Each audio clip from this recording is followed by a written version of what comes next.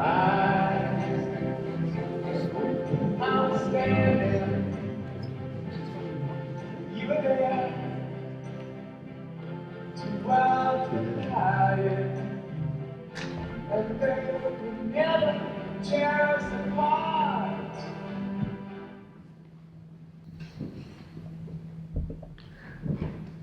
Welcome, all ye merry patrons, to Dartmouth Players' production of A Midsummer Night's Dream.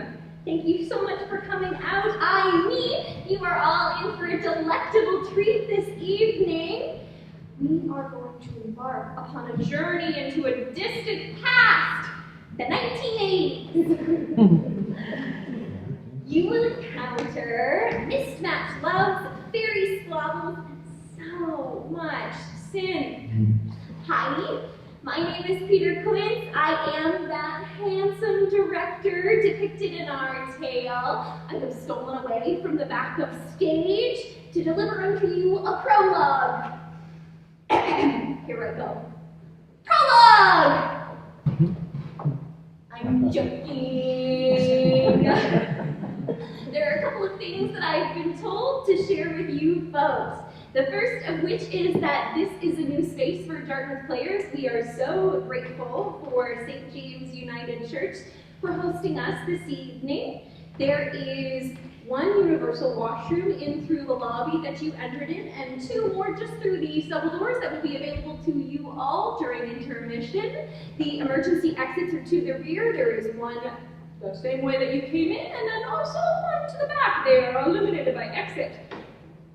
You got this if that happens. I trusted you all.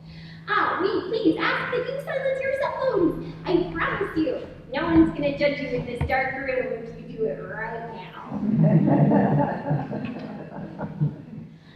If you like the show, tell people. If you don't.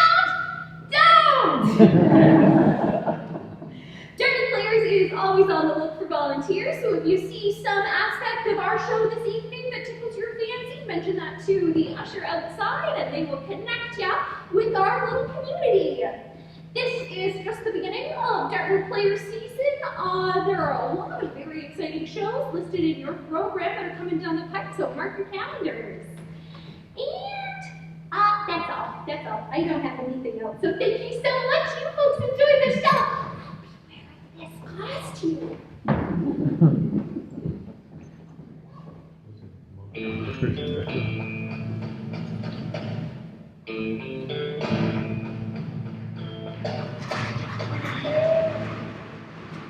Now fair Hippolyta, our nuptial hour draws on apace. 4 happy days bring in another moon. But only thinks how slow this old moon wanes. She lingers my desires, like to a stepdame or a dowager, long withering out a young man's revenue. 4 days will quickly steep themselves in night.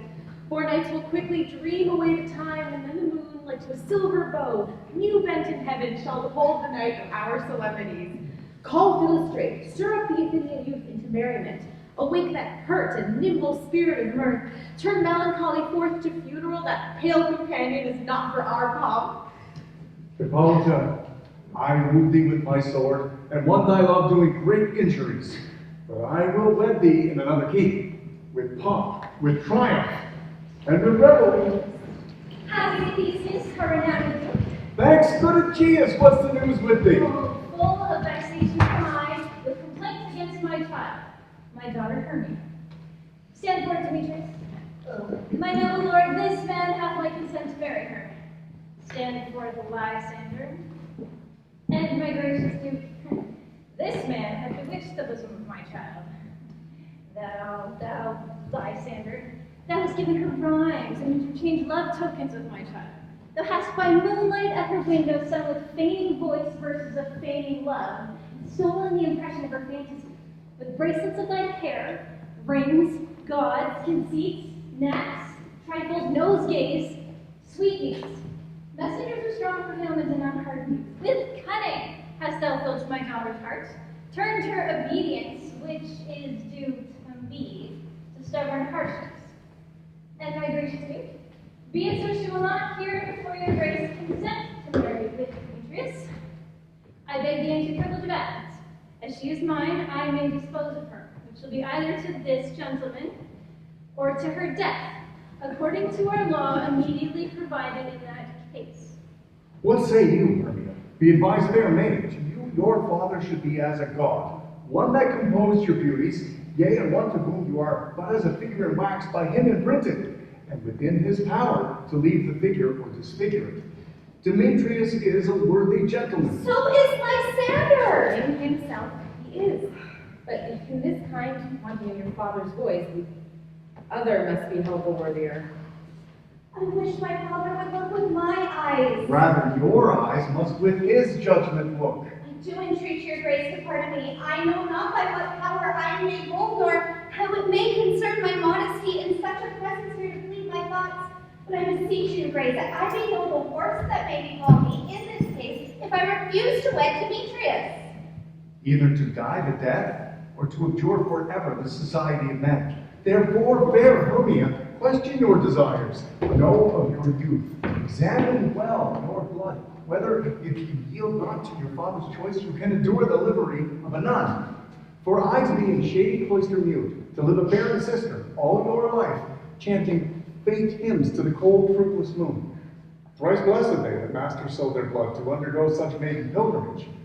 But earthlier happy is the rose distilled, and that which on the virgin thorn grows, lives, and dies in single blessedness. So will I grow, so live, so die, my lord, ere I yield my virgin Peyton up to his lordship, whose unwished yoke my soul consents not to give sovereignty. Take time to pause. And by the next new moon, the sealing day betwixt my love and me for everlasting bond of fellowship, upon that day, either prepare to die for disobedience to your father's will, or else to wed Demetrius as he would, or on Diana's altar, to protest for I austerity and single life. Relent, sweet Hermia, and Lysander. Yield thy crazy title to my certain right. You have her father's love, Demetrius. Let me have Hermia's. Do you marry him? Oh, scornful Lysander, true. He hath my love, and what is mine, my love shall render him, and she is mine, and on my right of her I do estate unto Demetrius. I am, my lord, as well derived as he, as well possessed. My love is more than his. My fortunes every way is fairly rent, if not with advantage. And, which is more than all these boasts can be, I am beloved of beauteous Hermia. Why should I then not prosecute my right? Demetrius, I'll avouch it to his head, made love to Neater's daughter Helena, and won her soul. And she, sweet lady, devotedly dotes in idolatry upon this spotted and inconstant man. I must confess I had heard as much, but being overfull of self-affairs, my mind did lose it. Demetrius and Aegeus, go along. I have some private schooling for you both. As for you, fair Hermia, look you arm yourself to fit your fancies to your father's will, or else the law of Athens yields you up, which by no means we can extenuate, either to death or to a vow of single life. Come and follow us. What's here, my love? Demetrius and Aegeus, go along. I must employ you in some business against our nuptial and confer with you dearly of something that concerns yourselves. With duty and desire we follow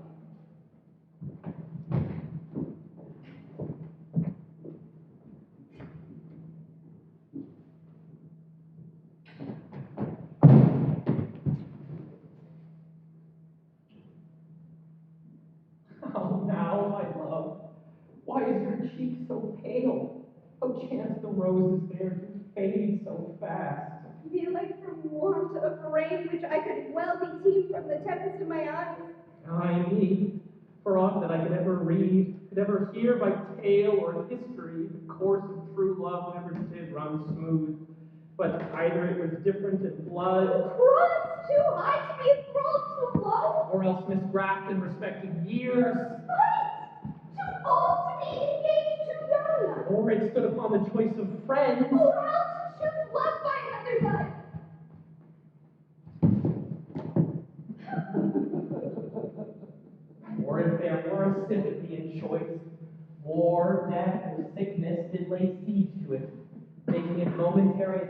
wild, swift as a shadow, short as any dream.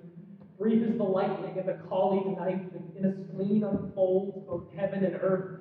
And ere a man hath the power to say, behold, the jaws of darkness do indeed devour it up. So quick these bright things come to confusion. If then true lovers has ever been crossed, it stands as an edict in destiny.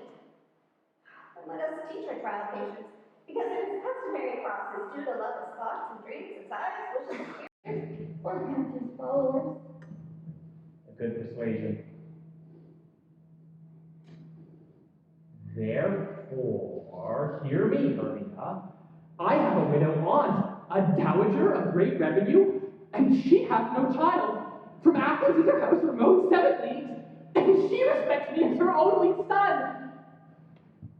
There, gentle Hermia.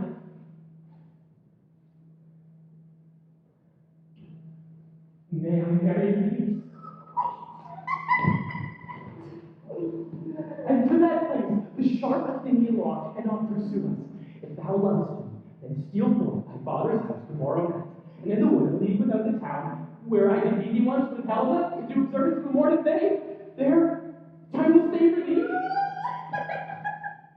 Oh, my good Lysander, I swear to thee, by Cupid's strongest bow, by his best arrow with the golden head, by the simplicity of Venus's doves, by that which knitteth souls and prospers love, and by the fire that burned the Carthage queen when under false Trojan sail was seen, by all the vows men have ever broke, in number more than women ever spoke. In that safe place thou hast appointed me, tomorrow truly I will meet with thee. We promise, love. Look, here comes Helena. Godspeed, dear Helena, put them away. Oh, you be fair. That fair again unsayed. Demetrius loves your fair. Oh, happy fair! Your eyes are lodestars and your tongue sweet air, more tunable than lark to shepherd's ear. When wheat is green and hawthorn buds appear, sickness is catching. Oh, what a favor so! Yours I would catch, fair Hermia, but here I go. My ears should catch your voice, my eyes your eyes, my tongue would catch your tongue's sweet melody. Were the world mine, Demetrius being baited, the rest I would give to be you translated. Oh, teach me how you look, and with what art you sway the motion of Demetrius' heart. I'm frowning him, yet he loves me still. Your frowns would teach my smile such skill. I give him curses and he gives me love. All my prayers with such affection move. The more I hate, the more he follows me. The more I love it, the more he hates me. Yes, folly, Helena. It's no fault of mine. None but your beauty, were that all were mine. Take comfort. He no more shall see my face. Lysander and myself shall fly this place. Oh, before a time I did Lysander see, seemed Athens a paradise to me. Oh, but what grace is in my love to dwell, that he hath turned heaven unto hell. Helen, to your mind we will unfold. Tomorrow night when Phoebe doth behold her silver visage in the watery glass, decking with liquid pearl the bladed grass, a time when lovers' flight doth still conceal, tomorrow night we have devised a seal. And in the wood where oft you and I on faint primrose beds were wont to lie, emptying our bosoms, our counsel sweet, there Lysander and myself shall meet. And thence from Athens turn away our eyes to new friends and stranger companies. Farewell, sweet playfellow. Pray thou for us, and good luck grant thee thy Demetrius. Keep word, Lysander, we must starve our sight from lovers' food till morrow deep midnight. I will, my Hermia. Helena, adieu. As you on him, Demetrius, don't on you.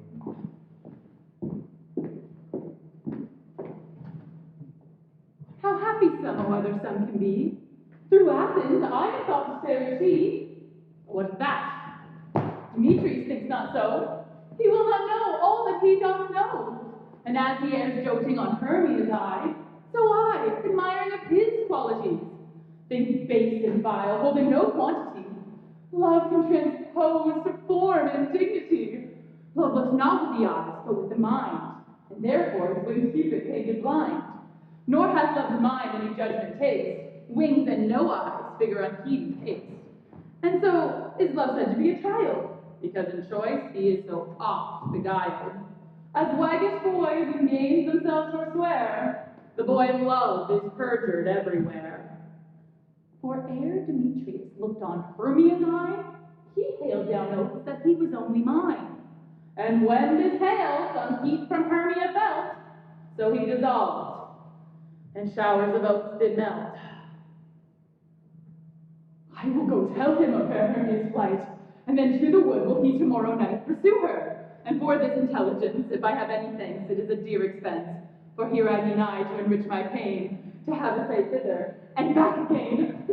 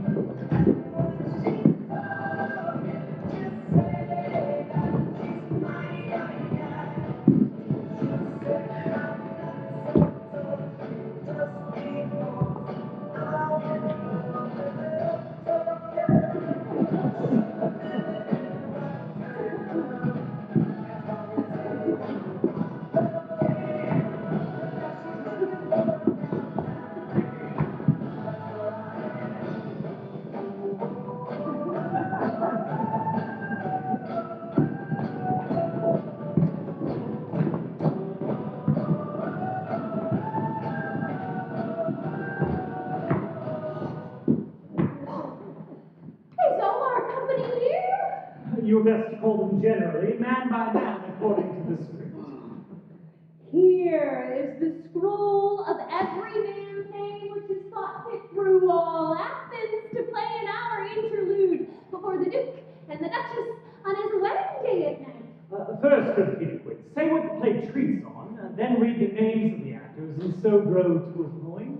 Marry, our play is the most lamentable comedy of most cruel death of Pyramus and Thisbe. A very good piece of work, I assure you. And married? Now, good Peter, please, call forth your actors by the scroll. Masters, spread yourselves.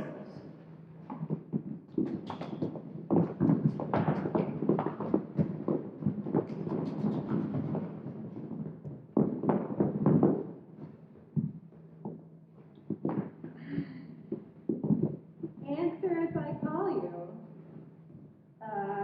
Nick Bottom, the Weaver. Ready, name with pop and for, and proceed. Nick Bottom, you are set down for Pyramus. What is Pyramus?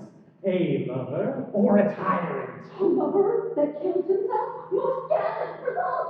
That will ask some tears in the true performing of it. If I do it, let the audience look to their eyes. I will move storms, I will condone in some measure. To the rest. Yet my chief humor is for a tyrant, I can play Hercules rarely, or a part to tear a cat into make all split.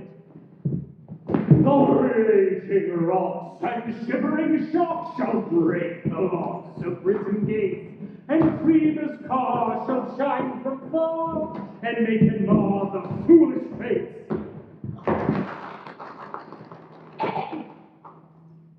This was lofty. To the rest of the players, this is Hercules' vein, a Titan's vein, a lover's Vulcan going. Prince Flute, bellows thunder! Oh, here, Peter Quince. Flute, you must take Fidby on you. And what is this be? A wandering knight? Oh, it is the lady that Pyramus must love. Oh, Faye, let me not play a woman. I have a beard. That's all one. You shall put in a mask, and you may speak a song. Yes, you will. And I may hide my face too. Let me play Thisbe. I'll speak in a monstrous little voice. Thisbe, Thisbe. Oh, Pyramus, sorry, I did like this, dear lady, dear. No! You must play Pyramus and Flute. You Fidby. Well, proceed. Rowan Starling, the tailor. You must play. Oh, Fidby's mother. Cransnap, the taker. Dear Prince, you, Pyramus's father, myself, Fidby's father, so the joinery of the lion's part here, I hope, is a play bitches.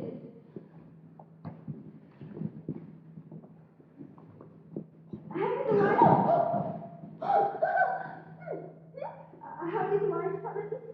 Pray you, if it be, give it me, for I'm slow study. You may do it extempore, for it is nothing but roaring. I will roar that I will do any man's heart good to hear me. I will roar that I will make the Duke say, let him roar again. Let him roar again.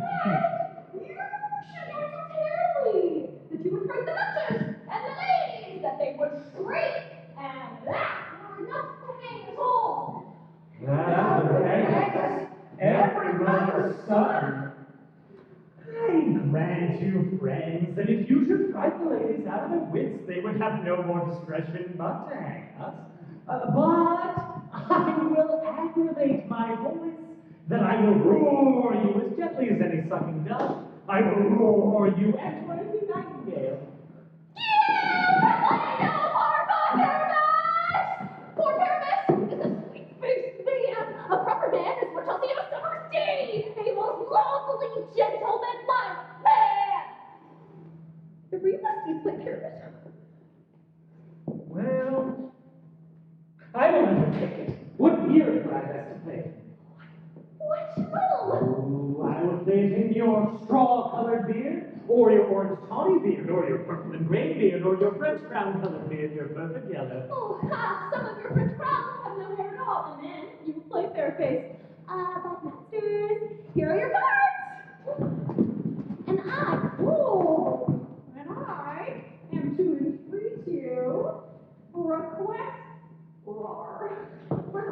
you, and desire you to con them by tomorrow night, and meet me in the palace wood a mile without the town by moonlight. There we will rehearse, for if we meet in a city, we shall be dogged with company and our devices known. In the meantime, I will draw the bill of property, such as are played once.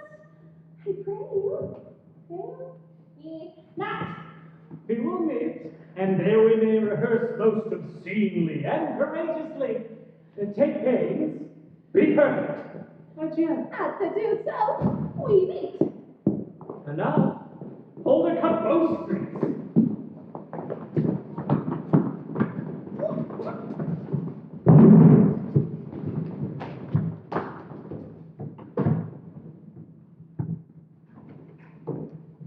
How now, spirits? Whither wander ye? Over hill, over dale, through park, through briar, from flood over field, flood through fire. I do swifter than the moon's spirit, and I serve the fairy. Very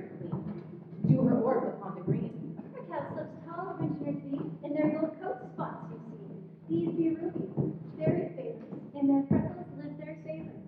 I must go seek some dewdrops here and hang a pearl in a cowslip's ear.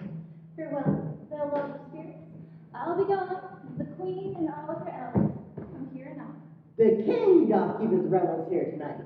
Take heed the queen come not within his sight, for Oberon is passing fell in wrath because that she, as her attendant, hath a lovely child stolen from her evil king. She never has to be a changeling. And jealous Oberon had the child knighted his train to trace the forest wild. But she performs the wholesome of a girl, crowns her with flowers and makes her all her world. And now they never meet in grove or green, by fountain clear or spangled starlight sheen, but they do square, and all the elves for fear creep to acorn cups and hiding. Either I must have shape and make him quiet, fear the shrewd and named sprite called Robin Goodfellow, or not she indeed, that frights me as a villagry, skim out of my labor in the quern, and bootless make it from his house venture. And sometimes make the drink to bear my farm, misled by wanderers laughing no their harm, though the hobgoblin call you sweet talk. You do their learning, they shall have good luck. Are not she indeed? Thou speak'st aright. I am that merry wanderer of the night. I just Oberon and make him smile when I a fattened beef and horse beguile, neighing in likeness of a filly foal. And since I forgot it, very likeness of a roasted crab. And when she drinks, against her lips I bob, and I'm willing to do that for the ale. The wisest aunt, tell you the saddest tale. Sometimes the frequent still mistake me. Then somebody from her run, down topples she, and Taylor cries and falls into a cough. And then the whole choir hold their hips and wax them in mirth and knees and swear, and merrier hours never wasted there. To the room, Harry, here comes Oberon. And here comes our queen, would he be gone?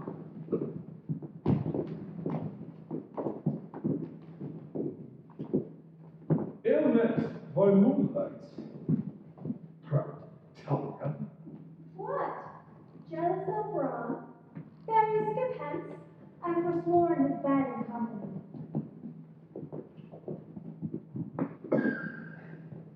Tarry, rash wanton, am not I thy lord? Then I must be thy lady. But I know when thou hast stolen away from the fairyland and in the shape of corn and sat all day carrying on pipes of corn and versing love to amorous Philida. Why art thou here? Come from the farthest step of India, but not, forsooth, the bouncing Amazon?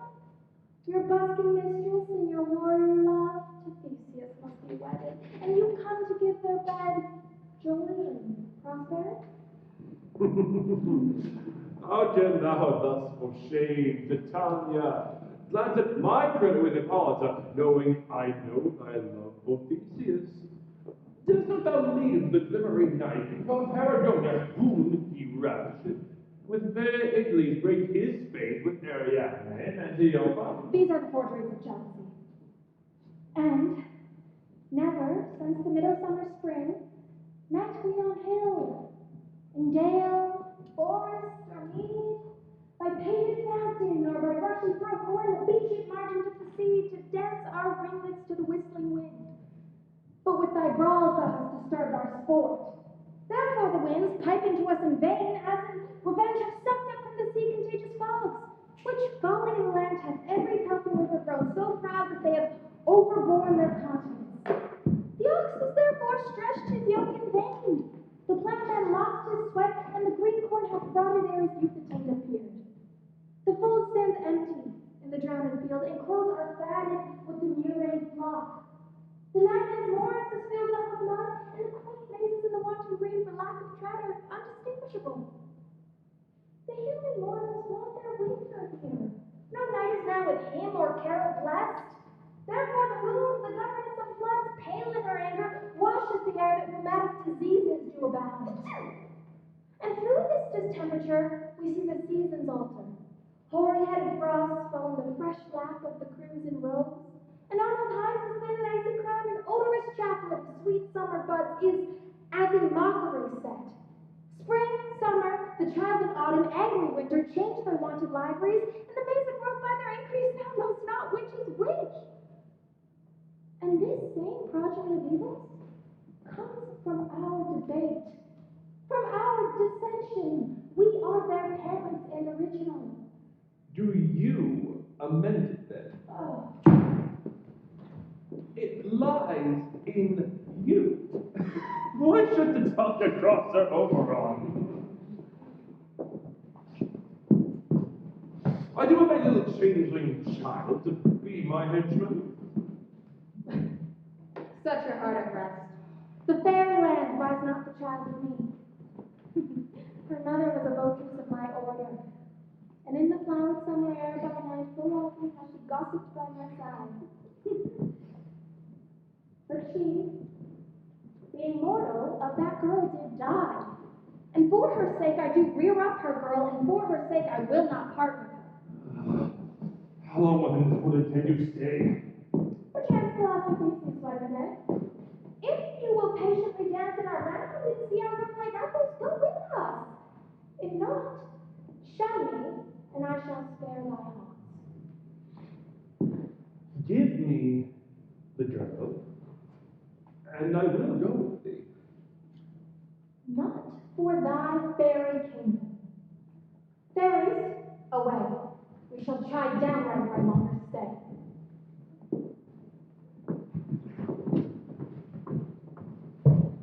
Go thy way! Thou shalt not from this grove till I dominate for the century!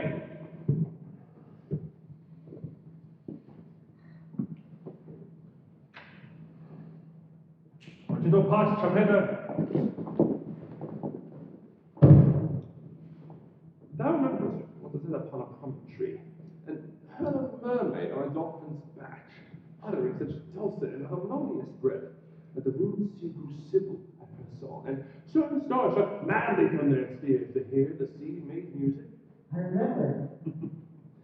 The very time I saw, but thou couldst not, fly between the cold moon and the earth, Cupid, all armed, a certain naming took a strange vessel thrown by the west, and loosed his love shaft smartly from his bow, as it should pierce 100,000 hearts. But I might see young Cupid's fiery shaft quenched in the chaste beams of the watery moon, and the imperial vultures pass it on in maiden meditation, fancy free. Yet marked I where the bolt of Cupid fell. It fell upon a little western flower, before milk white, now purple with love's wound. And maidens call it love and idleness. Fetch me that flower. The herb I showed you was the juicelet on sleeping islands laid will make all man or woman madly tote upon the next live creature that it sees.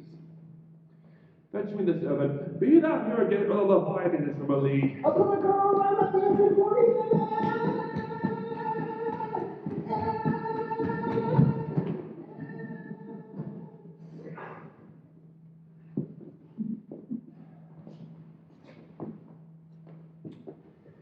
Having once this juice, I'll wash the Tanya when she's asleep, and drop a liquor of it in her eyes.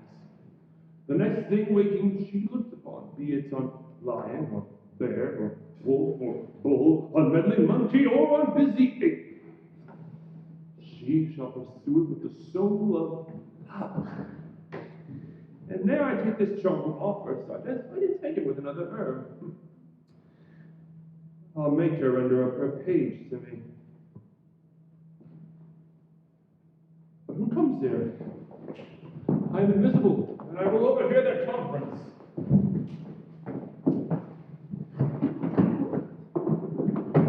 I love thee not, therefore pursue me not.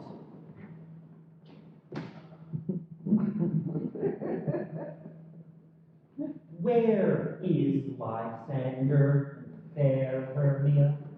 The one I'll stay, the other stayeth me. Thou toldst me they were stolen unto this wood, and here am I, and wood within this wood, because I cannot see my Hermia. And be gone, follow me no more. You draw me, you hard-hearted animate, and yet you draw not iron, for my heart is true as steel. Leave you your power to draw, and I shall have no power to follow. Do I entice you? Do I speak you fair? Or do I not, in plainest truth, tell you that I do not, nor I cannot love you? And even more that I love you the more! I am your spaniel, Demetrius. The more you beat me, I will fawn on you. Use me as your spaniel. Spur me, strike me, neglect me, lose me. Only give me leave, as unworthy as I am, to follow you. What worser place can I beg in your love, and yet a place of high respect for me, than to be used as you use your dog? Have not too much the hatred of my spirit, for I am sick when I do look on you. And I am sick when I look not on you. You do impede your modesty too much to leave the city and commit yourself into the hands of one that loves you not, to trust the opportunity of night and the ill counsel of a desert place with the rich worth of your virginity. Your privilege is my virtue. It is not night when I do see your face. Therefore I think I am not in the night, nor doth this wood lack no other company, where you in my respect are all the world. How could it be said I am alone, when all the world is here to look at me? I'll run from you, and hide me in the brakes, and leave thee to the mercy of wild beasts. The wildest have not such a heart as you. Run when you will, the story shall be changed. Apollo flies, and Daphne holds the chase. The dove pursues the griffin, the wild hide makes speed to catch the tiger. Bootless speed when cowardice pursues and valor flies! I will not stay thy questions. Let me go. Or, if thou dost follow, do not believe, but I will do thee mischief in the woods. Ah, in the temple, in the town, the field, you do me mischief. Fie, Demetrius. You're wrong to set a scandal on my sex. We cannot fight for love as men may do. We should be wooed, and we're not made to woo. I'll follow thee, and make a heaven of hell, to die upon the hand I love so well!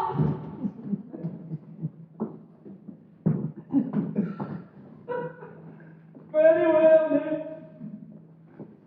He do leave this room. Now shalt thou hear him, and he shall sing thy love. Ah, how's the flower there? Welcome, wanderer. I pray thee, give it me.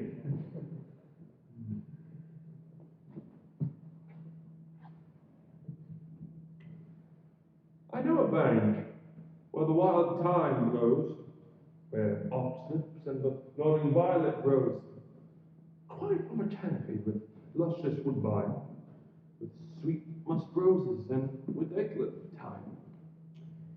There sleeps Titania sometime in the night, lulled in these flowers with dances and delights. And there the snake throws her enameled skin, weed wide enough to wrap a fairy in. And with the juice of this, I'll streak your eyes and make her full of hateful fantasies. Take thou some of it, and seek this grove. A sweet Athenian lady is in love with a disdainful youth.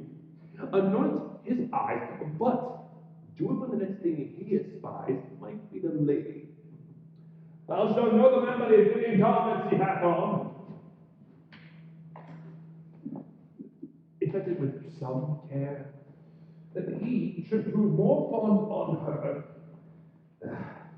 than she upon her love. And look thou, meet me at the first cock crow. We're not, my master, your servant shall do so.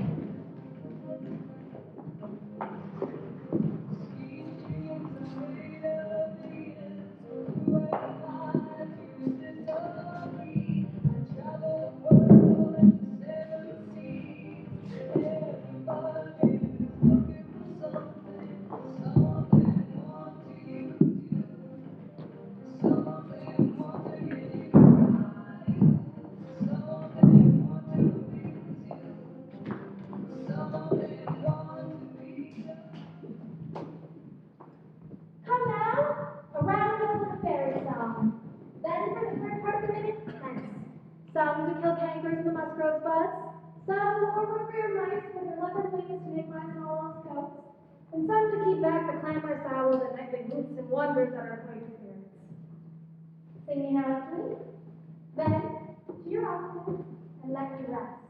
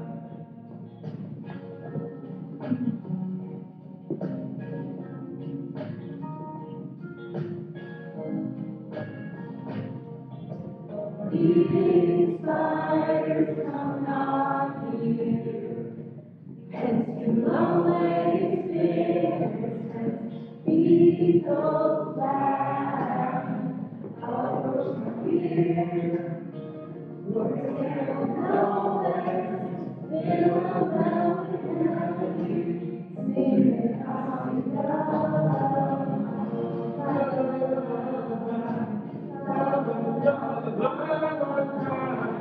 Never want no spell shot. Come on, lovely lady night. Summer night is lullaby. Come on, lovely lady night. Summer night is lullaby.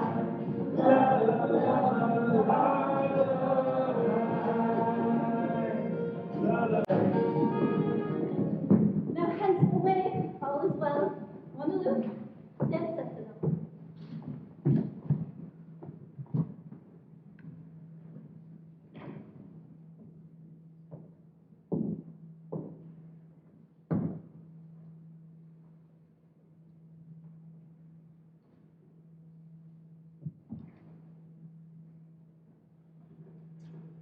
What thou seest when thou dost wake, do it for thy true love take. Love and language for his sake. Be it ounce, or cat, or bear, hard or boar with bristled hair, in thy eye that shall appear. When thou wakest, it is thy dear. Wake when some vile thing is near.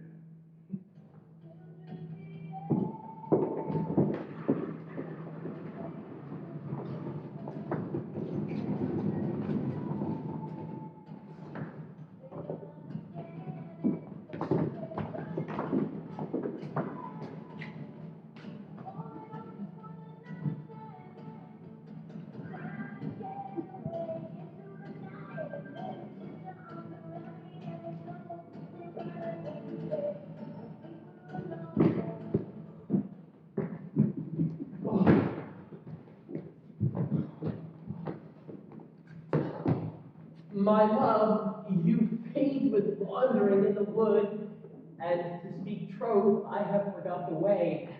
Will rest us, Hermia, if you think it's good, and tarry for the comfort of the day. It's so, Lysander. Climb you out of bed for a moment's space, I will rest my head.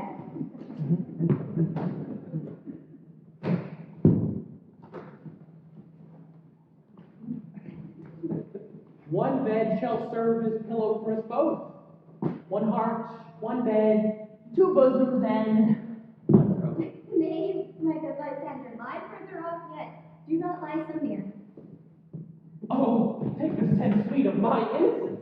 Love takes thy meaning, it loves conference.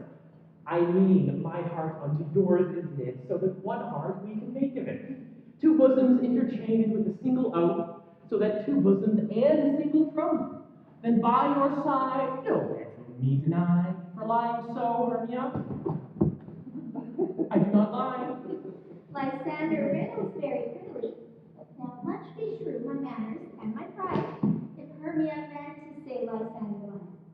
But gentle friend, for love and courtesy lie further off than human modesty. Such separation, as well may be said, becomes a virtuous bachelor and a maid. So far be distant. And good night, sweet friend. Thy love ne'er alters with thy sweet life band. Amen, amen, to that fair prayer say I, and life when I am loyalty. Here is my bed. Sleep give thee all his rest. But hast thou used the winter's ivy?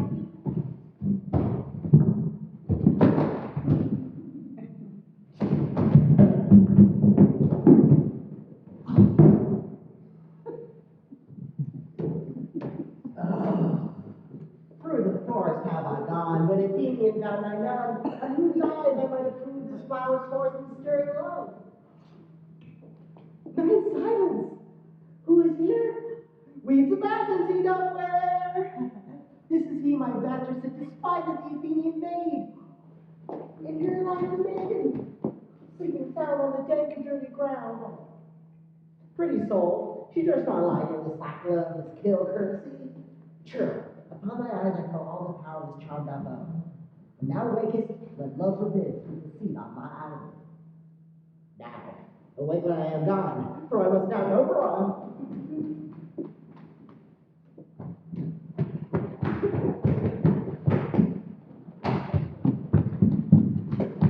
Hey, don't kill me, sweet Demetrius!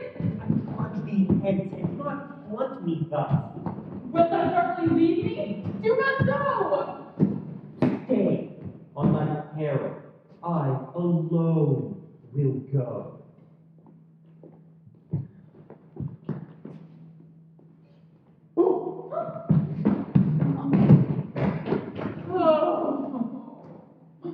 I am out of breath in this gone chase. The more my prayers, the lesser is my grace. How happy is Hermia, wheresoever she lies, for she hath blessed and attractive eyes. How came her eyes so bright? Not with salt tears, if so, my eyes are oftener washed than hers. No, I am as ugly as a bear, for beasts that meet me run away for fear. Therefore, no marvel, though Demetrius do as a monster fly my presence thus. What wicked and dissembling glass of mine make me compare with Hermia's fiery eye? But who lies here? Lysander on the ground, dead or asleep. I see no blood, no wound. Lysander, good sir, if you live, awake! And run through fire I will to thy sweet sake. Transparent Helena, nature shows art that through thy bosom makes me see thy heart. Where is Demetrius? Oh, how fit a word is that vile name to perish on my sword. Do not say so, Lysander. Say not so. What, though he love your Hermia? Say, what though? Hermia still loves you, then be content. Content? With Hermia? No, I do repent the tedious minutes I with her have spent. Not Hermia, but Helena I love. Who would not change a raven for a dove? The will of man is by his reason swayed, and reason says you are the worthier maid. Things growing are not right till their season, so I, being young till now, not right to reason. And touching now the point of human skill, reason becomes the marshal of my will, which leads me to your eyes, where I o'erlook love's stories written in love's richest book. Wherefore was I to this he-moth reborn? When I took you, I deserved such scorn. Is it not enough? Is it not enough, young man, that I did never go nor never can deserve a sweet look from Demetrius' eye, but you run above my insufficiency? Good truth, you do me wrong. Good truth, you do. In such disdainful manner for me to woo. But there you are. Perforce I must confess, I thought you lord of more true gentleness. Oh, Oh, that a lady of one man accused should have another, therefore be abused.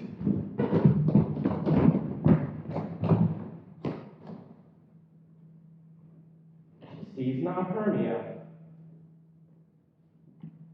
Hermia, sleep thou there, and never mayest thou come Lysander near.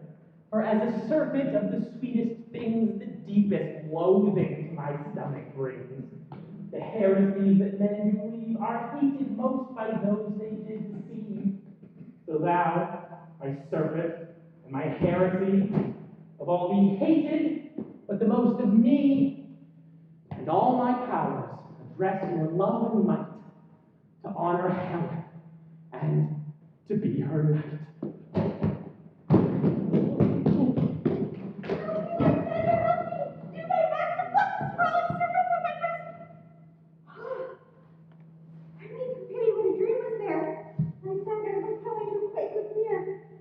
We thought a serpent ate my heart away, and you sat smiling on my pillow. Pray. Lysander! What removed? Lysander! Lord? What I'm hearing? God? No sound, no word? Alack, where are you? Speak, and if you speak, speak of all my loves.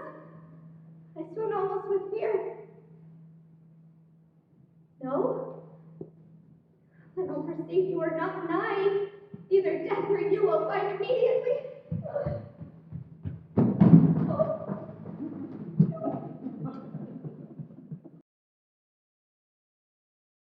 Oh, young man. Pat, and here's a marvelous convenient place for our rehearsal. This green plot shall be our stage. This popcorn break our retiring house, and we will do it in action as we will then before the Peter Quince.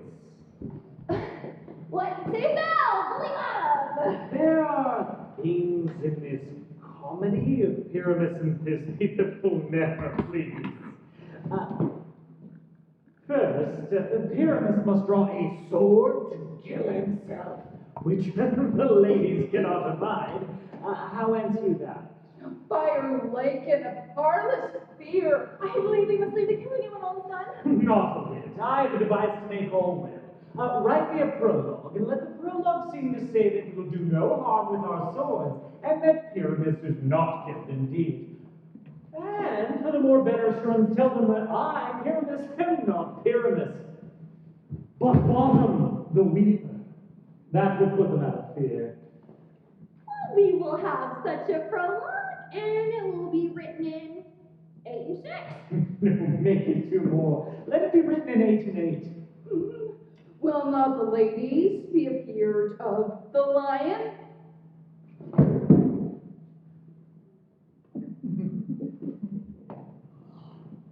I fear and I promise you. Masters, you want to consider with yourself to bring in God shield us.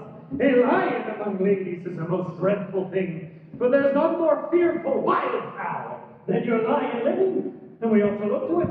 Therefore, another prologue must tell he is not a lion.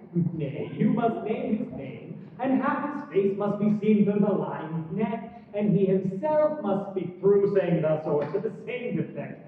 Ladies, or fair ladies, I would wish you, or I would request you, or I would entreat you, not to fear, not to tremble. And my life for yours, if you think I come hither as a lion, it would pity of my life. No, I am no such thing. I am a man as other men are, and tell them plainly that he is none the joiner.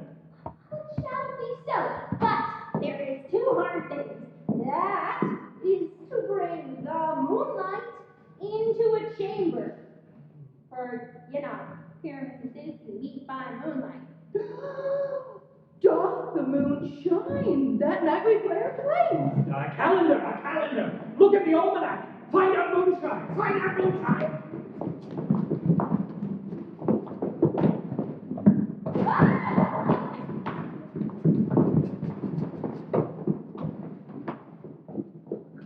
Yes!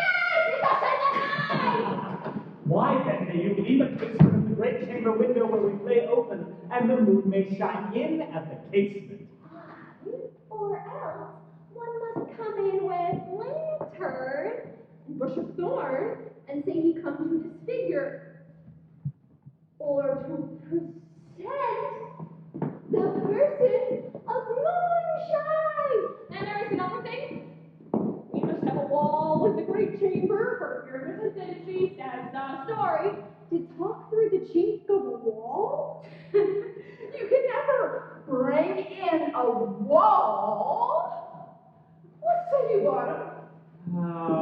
Some man or other must present Wall and give him some plaster, some loam, or some rough cast about him to signify Wall, and he shall hold his fingers thus, and through the cranny shall Pyramus and Thisbe whisper.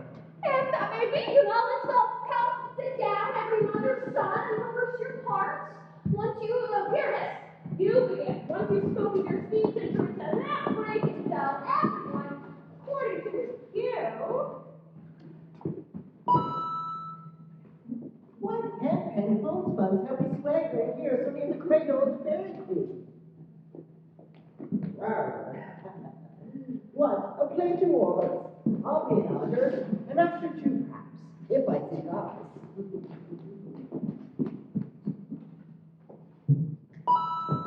Speak, Pyramus, Thisbe. Stand forth. Thisbe, the flowers of odious savors? Odors. Odors. Odors, savors sweet. So hath thy breath, thy dearest Thisbe dear. But hark, a voice. Stand thou but here a while, and by I will to thee appear. A stranger Pyramus in their play.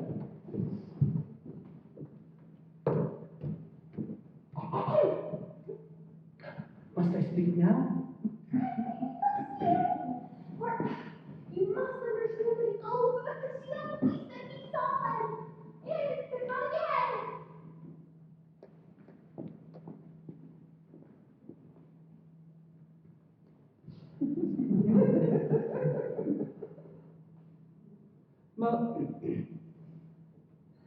Most radiant Pyramus, most lily white of hue, a flower like a red rose on triumphant briar, most briskly juvenile, and eke most lovely of moo. As true as horse that yet would never tire, I'll meet the Pyramus at old Ninny's tomb. That is this tune.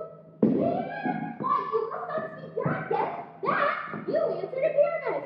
You speak all your part at once. Choose it all. Pyramus, enter. Your cue is past. It is now time.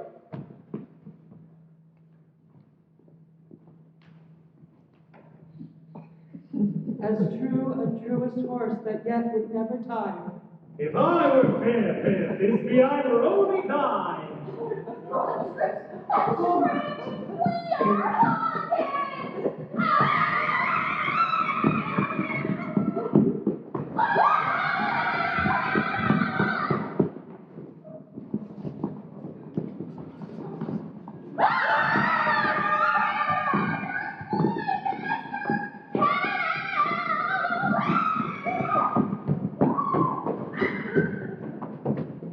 I'll follow you. I'll lead you about round. Through bogs, through bush, through brake, through bear. Sometime a horse beast, sometime a hound. A hog, a headless bear. Sometime a fire. And neigh, and grunt, and roar like horse, hound, hog, bear, fire, and every bird.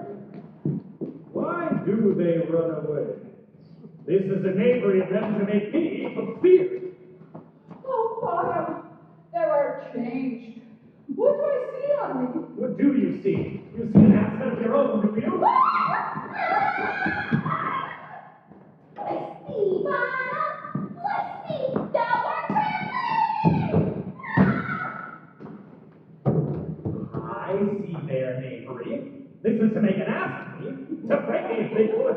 But I will not stir from this place.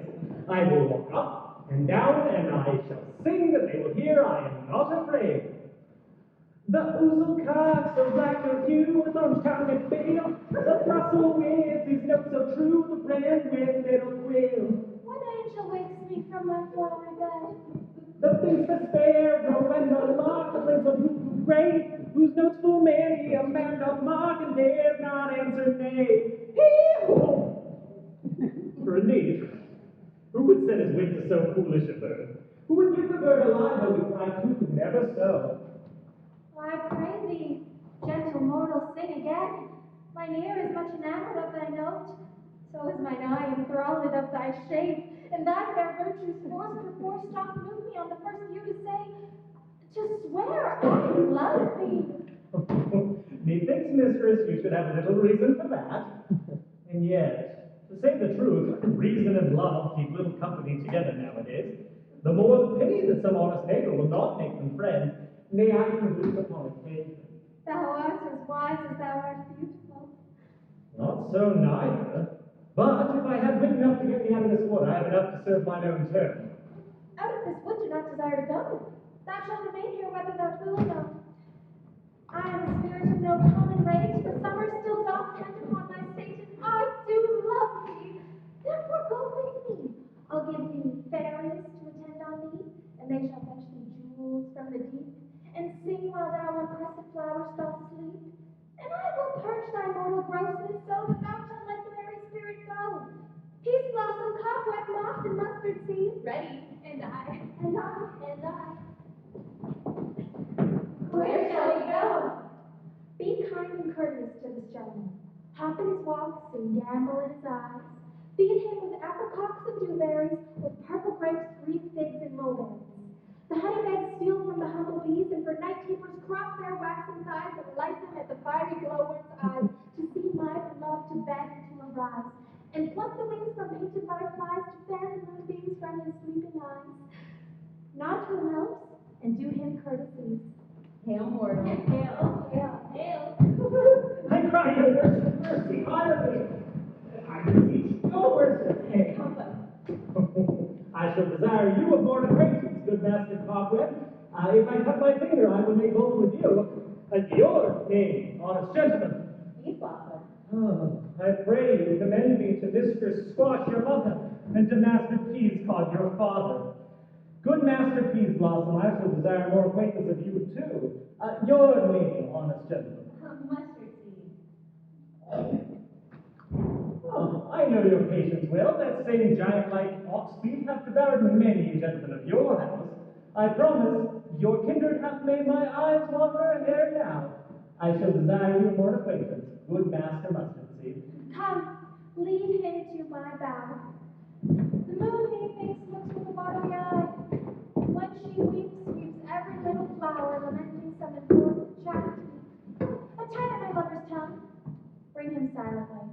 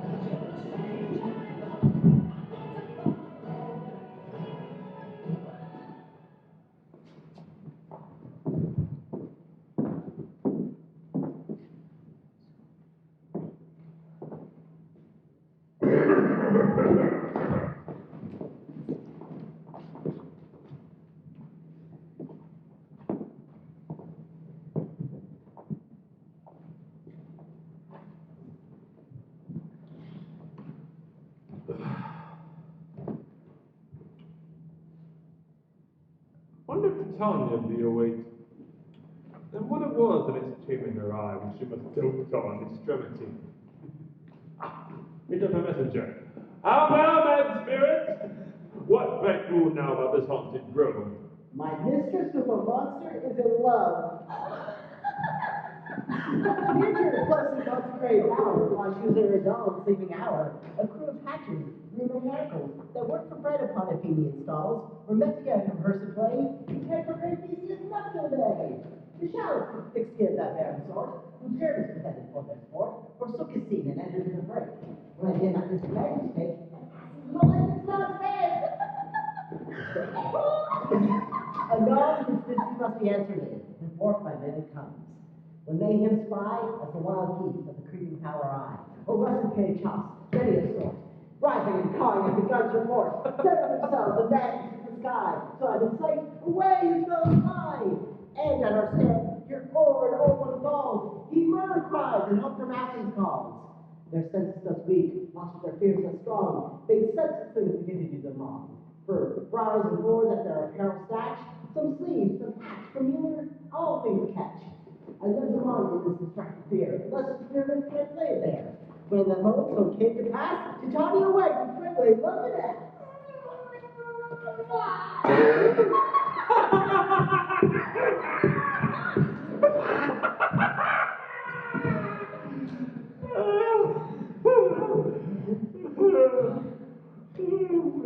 Suppose how that is her good device. But pass about your lineage out with the love juices. I did indeed you. I took him sleeping, as finished too, and he was feeling me by his side, so when she went away, the proportion of the eye. Stand close. This is the same Athenian. This is the same woman, but that is the man. Why rebuke you him that loves you so? Lay breath so bitter on your bitter foe. Now I but tried, but I should use thee worse. For thou, I fear, hast given me cause to curse. If thou wouldst slay Lysander in his sleep, being o'er shoes and blood, plunge in deep and kill me too. The sun was not so true unto the day as he to me. Would he have stolen away from sleeping Hermia? I'll believe as soon as the whole earth may be bored, and that the moon may turn its centipede and so displease her brother's noontide with the Antipodes. It cannot be that thou hast murdered him. So should a murderer look so dead, so grim. So should the murdered look, and so should I, pierce through the heart with your stern cruelty. Yet you, the murderer, look as bright and clear as yonder Venus in her glimmering sphere. What's this to my Lysander? Good Demetrius, wilt thou give him to me? I'd rather give his carcass to my hound. Out! Dog! Out! Cur! Thou strivest me past about the meditation. Hast thou slain him then? Henceforth never be numbered among men. Oh, once tell true for my sake. Durst thou have looked upon him being awake, and hast thou a brave touch? Could not a worm or adder do so much?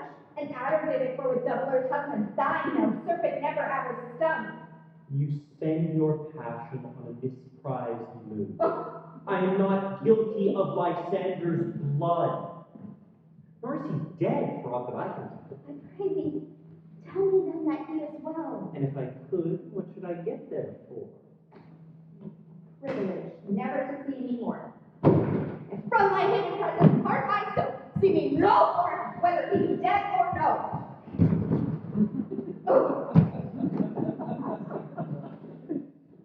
There's no following her in this fierce vein. Here, therefore, for a while I will remain. So sorrow's heaviness doth heavier grow, for death that bankrupt sleep doth sorrow owe, which now in some slight measure it will pay. For it's tender here I make some stay.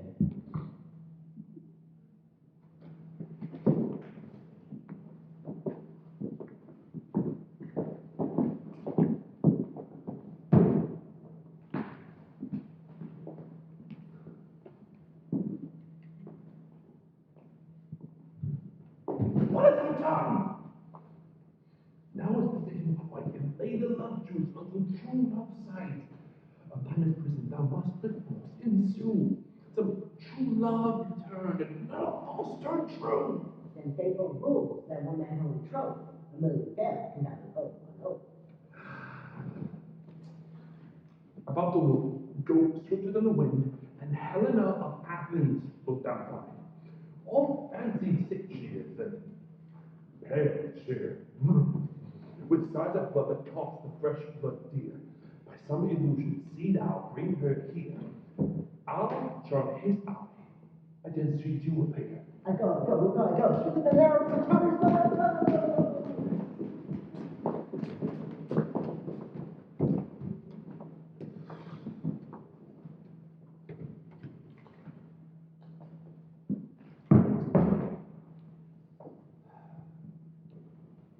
flower of this purple dye, if Cupid's archery, sink in apple of his eye, till his love he doth despy. Let her shine as gloriously as the Venus of the sky. When thou wakes, if she be by, beggeth her for her remedy. Captain of Barbarian, Helen is here at hand, and the youth mistook by me, pleading for a lover's fee. Shall we their contact see? Lord, what fools these horses be?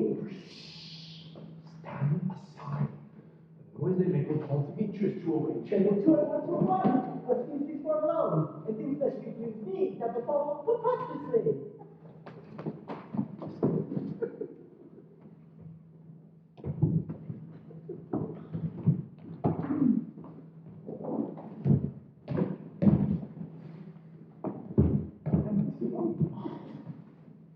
Why should you think that I should woo in scorn? Scorn and derision never come in tears. Look, what I vow, I weep, and vows to mourn at their nativity all truth of years. How can these things of me seem scorn to you, bearing the badge of faith to prove them true? You do advance your cutting more and more. When truth comes truth, oh, devilish holy fray. These vows are Hermia's. Will you give her a word? Weigh oath with oath, and you will nothing weigh. Your vows for her and me put in two scales will even weigh, and both as light as tails. I had no judgment when to her I swore. Nor none in my mind, now you give her a word. Demetrius loves her, and he loves not you. Oh, Helen, goddess, gift, perfect, divine. To what, my love, shall I compare thine eye? Crystal is muddy. Oh, how bright can show thy lips, those kissing cherries tempting grow. Pure congealed white, high Taurus snow, fanned with eastern wind, turns to a crow when thou holdst up thy hand. Oh, let me kiss this princess of pure white, this seal of bliss. Oh, right! Oh, how! I see you are all bent set against me for your own merriment. If you were civil and knew courtesy, you would not do me thus much injury. Can you not hate me as I know you do? But must you join in souls to mock me too?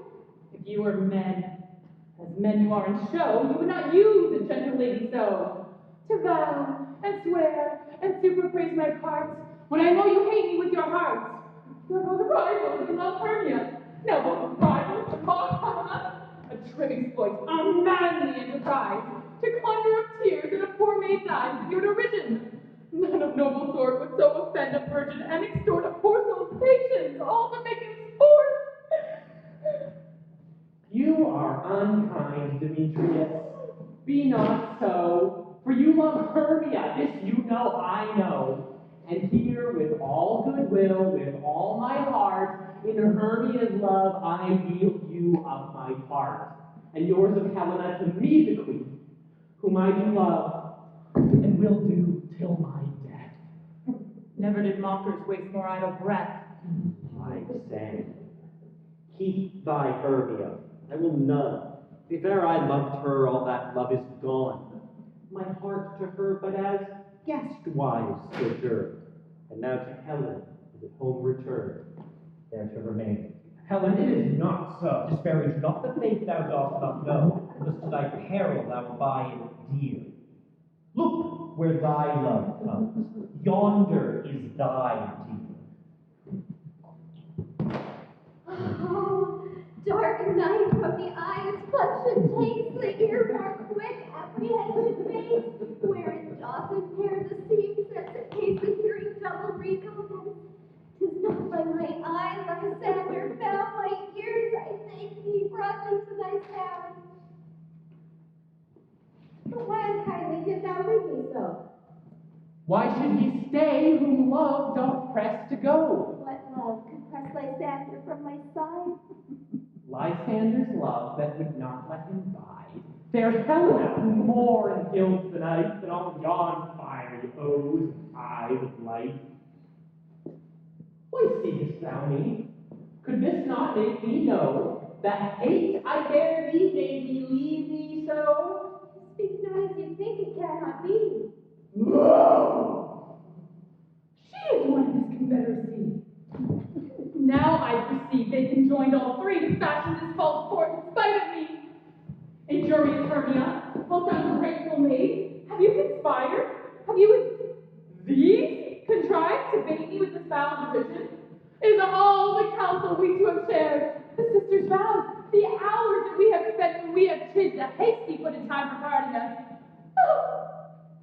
all forgot? All school day friendships? Childhood innocence? We, Hermia, are like two artificial gods. Have wood our needles created both one flower, both on one sampler, sitting on one cushion, both warbling on one song, both in one key, as if our hands, our sides, voices, and minds had been incorporate. And so we grew together, like a double cherry, seemingly parted, but then union in partition. Two lovely berries molded on one stem, two seeming bodies, but one heart. Two of the first like coats in heraldry, due but to one and crowned with one crest. And will you rent our ancient love asunder to join with men in scorning your poor friend? 'Tis not friendly, 'tis not maidenly. Our sex as well as I may chide you for it, though I alone do feel the injury. I'm amazed at your passionate words. I scorn you not. How did you scorn me? Have you not set Lysander as you scorn, to follow me and praise my eyes and face? Or set your other love, Demetrius, who just now did spurn me with his foot, to call me goddess, nymph, divine and rare, precious, celestial? Wherefore speaks he this to her he hates? And wherefore doth Lysander deny your love, so rich within his soul, and tender me forsooth affection, but by your setting on, by your consent? Why, so I be not so ungraces you, so hung upon with love, so fortunate, but miserable most to love unloved. This you should pity rather than despise. I understand not what you mean by this. I do, preserver, counterfeit sad looks, make mouths upon me when I turn my back, wink each at other, hold the sweet jest up. This sport well carried shall be chronicled. If you had any pity, grace, or manners, you would not make me such an argument. But fare you well. 'Tis partly my own fault, which death or absence soon should remedy. Hey, gentle Helena, hear my excuse, my love, my life, my soul, fair Helena! Oh, excellent. Please, do not scorn her so. She cannot entreat. I can compel. Thou canst compel no more than she entreats. Thy threats have no more strength than her weak prayers. Helen, I love thee. By my life, I do. I swear by that which I will lose for thee to prove him false that says I love thee not. I say I love thee more than he can do. If thou sayest so, withdraw and prove it too. Lysander, where to test all of this? Away, you nincompoop! Oh, no, he'll seem to break loose, take on as he would follow, but yet come not. You are a tame man, go. Hang off, thou cat, thou cur! Vile thing, let loose, or I will shake thee from me like a serpent! Why have you grown so rude? What changes is my sweet love? Thy love? Out, tiny trollop! Out, loathed medicine! Out, hate and poison, hang! Do not jest. Yes, Susan, it's up to you! Demetrius, I will keep my word with thee! I would I had your bond, for I perceive a weak bond holds you. I'll not trust your words. What? Should I hurt her? Kill her? Strike her dead? Although I hate her, I'll not harm her so. What greater harm can you do me than hate? Hate me, wherefore, me? What news, my love? Am I not Hermia? Are you not Lysander? I'm as fair now as I was ere a while. Yet since night you loved me, and since night you left me? Why then did you leave me? Oh God, forbid in earnest shall I say. I, by my life, and never did desire to see thee more. Therefore, be out of hope, of question, of doubt, be certain nothing truer, 'tis no jest, that I do hate thee! And love, help not. You juggler! You cankerblock! You thief of love! Come and stolen my love's heart from him! What I think? Are you no modesty, no maiden shame, no touch of bashfulness? What, will you tear impatient answers from my gentle tongue? Why, you counterfeit, you puppet! You puppet! What? That was so sweet! Now we perceive that she hath made compare between our statures. She hath urged her might. With her personage, her height forsooth, that she hath prevailed with him. And are you grown so high in his esteem because I am so dwarfish and so low? How low am I, thou painted maypole? How low am I? I am not yet so low but that my nails cannot reach into thine eyes. I pray you, you walk me, gentlemen. Let her not hurt me. I was never cursed. I have no gift at all of trueness. I am a right man for my cowardice. Let her not strike me. You might think because she is something lower than myself that I can match her. Lower! Hark! Again! Good Hermia! Do not be so bitter with me. I ever wanted to love you, Hermia. Did ever keep your counsel. Never wronged you. Save that, in love unto Demetrius, I told him of yourself into this wood. Oh! He followed you. For love I followed him. But he hath hid me hence, and threatened me, to spurn me, strike me, nay, to kill me too. So now will you let me quiet go? To Athens I bear my folly back, and follow you no further. Let me go. You see how simple and how fond I am. What gets you gone? Who is it that hinders you? A foolish heart I leave here behind. What of Lysander? What Demetrius? Be not afraid, Helena. She shall not harm you so. Nay, sir, she shall not, though you take her part. Oh, when she is angry, she is keen and shrewd. She was a vixen when we went to school, and though she be but little, she is fierce. Little! Nothing but low and little. Why would you suffer her to float me thus? Let me come to her. Get you gone, you dwarf, you menace of hindering not grass made, you bead, you acorn. You are too officious in her behalf that scorns your service. Let her alone. Speak not to her. Take not her part, for if thou dost intend never so little show of love to her, thou shalt abide. Now she holds me not. Now follow, if thou darest, to try whose right of thine or mine is most in Helena. Follow, nay, of a witty cheat fighter. Oh,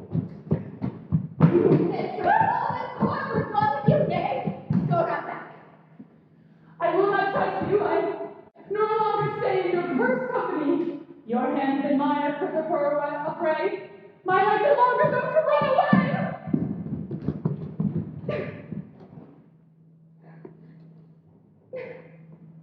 I'm amazed and know not what to say.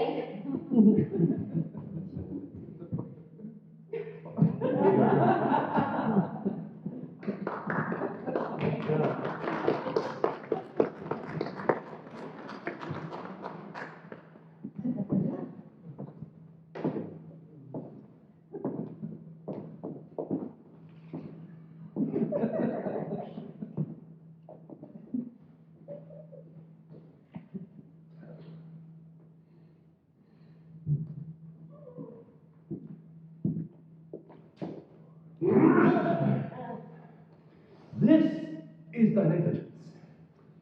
Still, thou mistakest, or else committest thine increase willfully. Believe me, dear, she was I misspoke. Did not you tell me I should know the man by the Athenian garments he had on?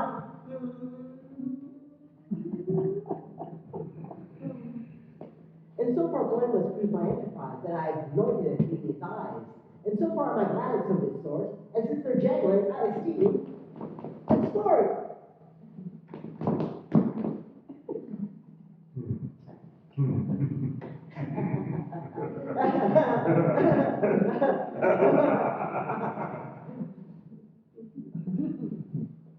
Thou seest these lovers to place the fight. I therefore woman overcast the night.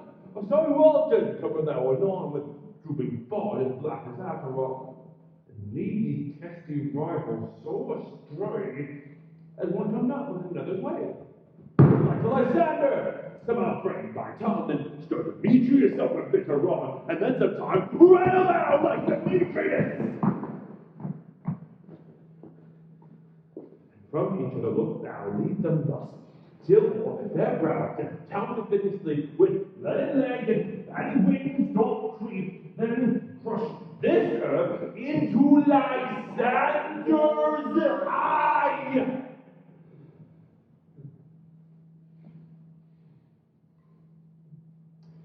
Whose litter hath his virtuous property to take from thence all error with his might, and make his high walls roll upon his sight. When they next wake, all this derision shall seem a dream and fruitless vision, then back to Athens shall lovers wend, with thee whose date till death shall never end. Was I in this affair duty and fell, I'll to my queen and beg her changeling girl. From her trusted eye I shall release from monsters' view, and all things shall be peace. My dear lord, this must be done with haste, for nights with dragons cut the clouds full fast, and yonder shines Aurora's harbinger, at whose approach ghosts wandering here and there troop on the churchyards. Dead spirits all, that crossways and floods have burial, are right to the worthy beds have gone. For fearless they shoot their shame upon, they willfully themselves exile from light, and must for eye consort with the crown. But we are spirits of another sort. I with the morning's love often made sport, and like a forester, groves may tread, even to the eastern gates all fiery red, welcoming when Neptune's fair blessed beams turns yellow gold his salt green streams. But notwithstanding, haste, make no delay. We may effect this business yet a day. Up and down, up and down. Gotta leave them up and down. I appear to feel it now. Gotta leave them up and down. Where art thou, proud Demetrius? Speak thou now. Here, villain, drawn and ready. Where art thou? So I will be with thee straight. Follow me then, later round. Lysander, you coward, thou runaway, art thou fled? Speak. In some book, or dost thou hide thy head? Thou coward, thou art bragging to the stars, telling the bushes that thou lookest for wars and wilt not come. Come, recreant, come now, child, I'll whip thee with a rod. He is defiled who lays the sword on thee. Yea, art thou there? Follow my voice, you'll try no manhood here.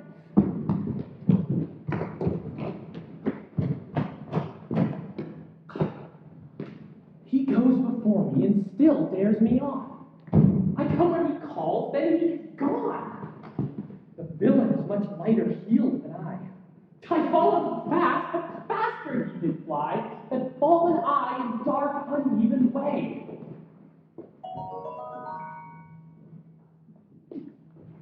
I'll rest me here. Come thou, gentle day. For if but once thou show me thy gray light, I'll find Demetrius and revenge this spite.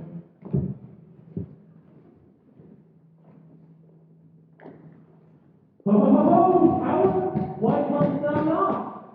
Abide me, if thou darest. For well I walk, thou runnest before me, shifting every place, and darest not stand, nor look me in the face. Where art thou now? Come hither, I am here. Nay, then, thou mock'st me. I shall buy this dear, if ever I thy face by daylight see. Now, go thy way. Faintness constraineth me to measure out my length from this cold bed. By day's approach look to be visited.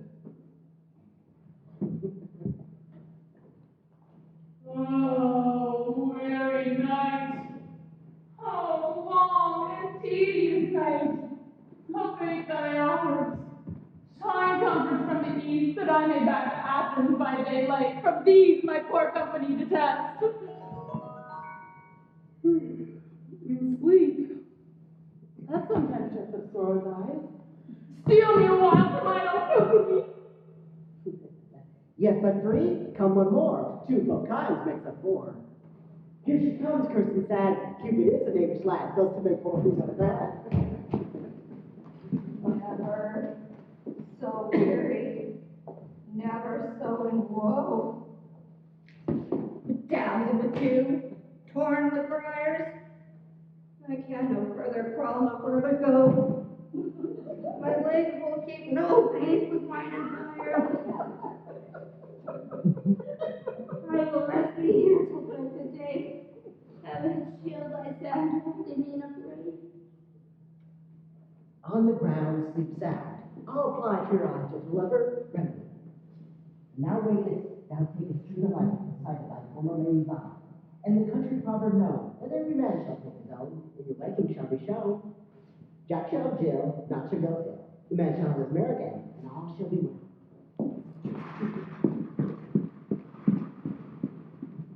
Come, sit thee down upon this flower bed, while I thy amiable cheeks do coy, and stick musk roses in thy sleek smooth head, and kiss thy fair lark ears, my gentle joy. Where's Monsieur Cobweb? Ready? Monsieur Cobweb, good monsieur, get you your weapon in your hand and kill me a red-headed humblebee on the top of a thistle. And good monsieur, bring me the honey bag. Do not fret yourself too much in the action. And good monsieur, have a care of the honey bag break off. I'll be loath to see you overflow with a honey bag, senor. Where's Monsieur Mustard Seed? Ready? Give me your leave, monsieur. I pray you leave your courtesy, good monsieur. What is your will? Nothing, good monsieur, but to scratch my head. I must to the barber's, for methinks I'm marvelous hairy about the face. And I am such a tender ass that if my hair do but tickle me, I must scratch. What? Wilt thou hear some music, my sweet love? I'm reasonably good ear for music. Let's have the talk of the bones. Or say, sweet love, what thou desirest to eat? Truly a peck of provender. I can munch your good dry oats. Methinks I have a great desire to a bottle of hay.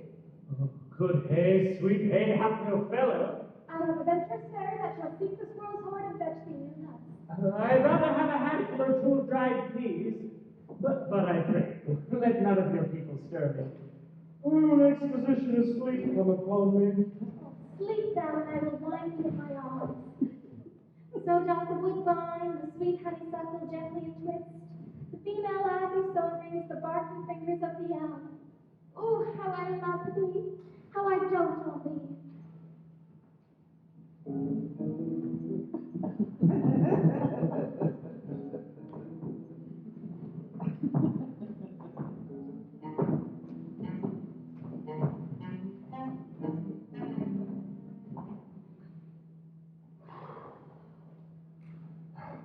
Welcome, your Honor. See thou this sweet sight? Our daughters now I do begin to pity. For meeting her late behind the woods, eating sweet favors this evening. I did upbraid her and fall out with her, for she is airy temple that rounded the coronet of fresh and fragrant flowers. And that same dew, which sometime on the bud was wont to swell and round like orient pearls, stood now in the pretty flower's eye like tears that at their own disgrace did bewail. When I at my pleasure talked to her, and she in mild terms begged my patience, I then did ask for her changeling child, which straight she gave me. And now I have the girl. I will undo this hateful perfection of her eyes. Oh, and gentle heart, take this transformed scalp from off the head of this Athenian swain, that he, waking many others do, may all to Athens bandage repair, and think no more of this nice accident, but as the fierce fixation of a dream. But first, I will release the fairy queen.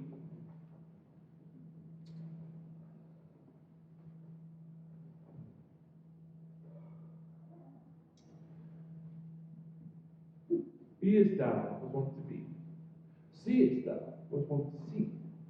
Dian's bud or Cupid's flower has such force and blessed power. Now, my Natalia, wake you, my sweet queen.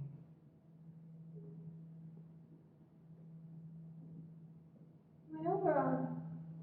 Oh, what visions I have seen. Methought, methought I was enamored of an ass. Oh. There lies your love. How came these things to pass? Oh, how mine eyes do loathe his visage now. Silence a while. Robin, take up his head. Titania, music, call and strike more dead than common sleep of all these find the sense. Music, ho! Music such as charmed sleep. Now thou wakest, that old fool's eyes. Sound music! Come, my queen, take hand with me and rock the ground where only sleepers be. Now thou and I are new and empty, and will, tomorrow midnight, solemnly dance into Theseus' house triumphantly, and lest it fall in fair prosperity. There shall the pairs of faithful lovers be wedded with Theseus, all in jollity. Fairy King, enchanted mark! I do hear the morning lark. Then, my queen, in silence and trip we, after night shade. We that know can compass soon, swifter than the wandering moon. Come, my lord. And in our flight, tell me how it came this night that I sleeping here was found, with these mortals on the ground.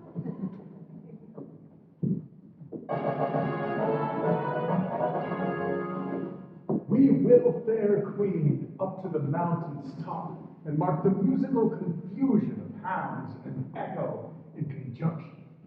I was with Hercules and Cadmus once, when in a wood of Crete we bathed the bear with hounds of Sparta. Never did I hear such gallant chiding, for by the groves, the skies, the fountains, every region here seems like one mutual cry. I never heard so musical a discord, such sweet thunder. My hounds are bred out of the Spartan kind, so flued, so sanded, and their heads are hung with ears that sweep away the morning dew. Crook-kneed and dew-lapped like the Salian bulls. Slow in pursuit, the match did mouth like bells, each under each. Never a cry more tunable was holotune, nor cheered with horn in Crete, in Sparta, nor in Thessaly. But stop! What nymphs are these? My lord, this is my daughter. This Lysander. Demetrius is, and this Helena, old neighbor's Helena. I wonder if they're being here together. No doubt they rose up early to observe the rite of May, and hearing our intent, came here in praise of our solemnities.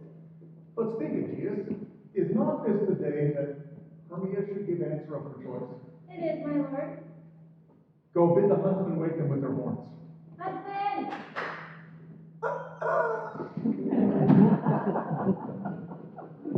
Good morrow, friends. St. Valentine is past. These woodworks but to couple now. Pardon, my lord. I pray you all, stand up. I know you two are rival enemies. How comes this gentle concord in the world, that hatred is so far from jealousy to sleep by hate, and fear no enmity? My lord, I shall amazingly half sleep, half waking, but as yet I swear, I cannot truly say how I came here. But as yet I would think, for truly when I speak, and now I do bethink me, so it is. I came with Hermia hither. Our intent was to be gone from Athens, where we might without the peril of Athenian law. Enough, my lord.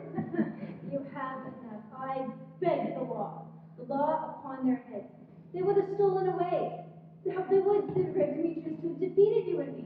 You of your wife, be of my consent that she should be your wife. fair Helena told me of their flight, of this their purpose hither to this wood, and I in fury hither followed them. Fair Helena in fancy following me. But, my lord, I wot not by what power, but by some power it is, my love for Hermia melted as the snow. Seems to me now as the remembrance of an idol god, which in my childhood I dote upon. And all the faith, the virtue of my heart, the object and the pleasure of mine eye, is only Helena. To her, my lord, was I betrothed ere I saw Hermia, but like a sickness I did loathe this food, but as in health comes my natural taste, now I do wish it, love it, long for it, and will forevermore be true to it. Fair lovers, you are fortunately met. Of this discourse we more will hear anon. Aegeus, I will overbear your will. For in the temple by and by with us these couples shall eternally be knit. And for the morning now is something worn, our purposed hunting shall be set aside. Away with us to Athens. 3 and 3, we'll hold a feast in great solemnity. Come, Theseus.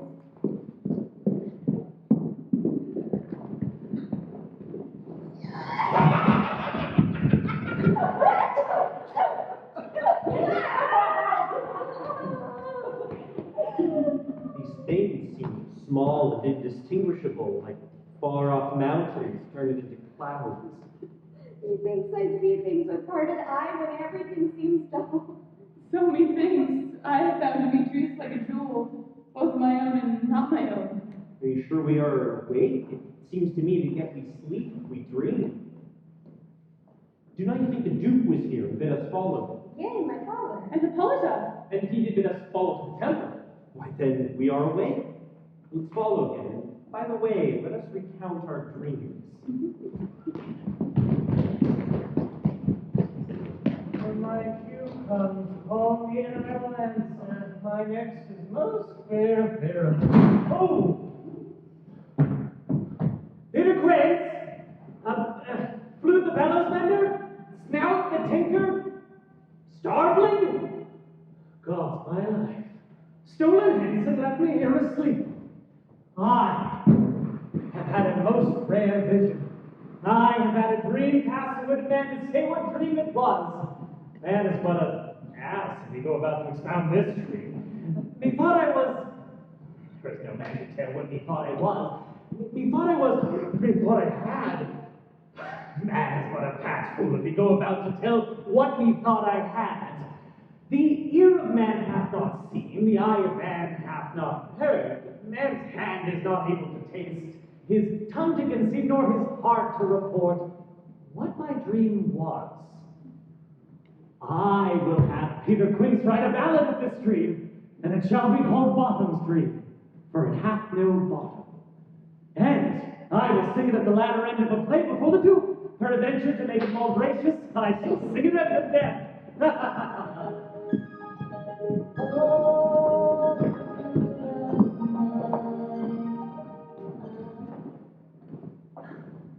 Have you sent him out of his house? Is he come home yet? He cannot be heard of. And how he is transported. He comes not till the play is marred. It goes forward not, does it? Oh, it is not possible. You've not a man in all Athens able to discharge Pyramus, but he. He truly is the simplest wit of any handicraftsman in Athens. Yes, and the best person too. And he's a very paramour of a sweet boy. You must say paragon, for paramour, God bless us, is a thing of naught.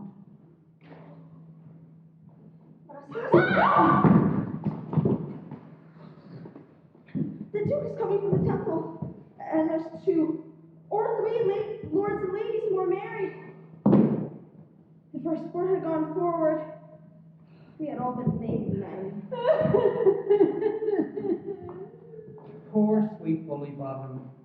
Thus says he lost 6 pence a day in his life, and he could not escape 6 pence a day. And the Duke have given him 6 pence a day for playing Pyramus. I'll be hanged if he would have deserved it. 6 pence a day and Pyramus are nothing. Where are these lads? Where are these hearts? Oh, most gracious! Oh, you have Masters, I am to discourse wonders, but ask me not what, for if I tell you, I am no true Athenian. I will tell you everything I just fell out. Let us hear, sweet father!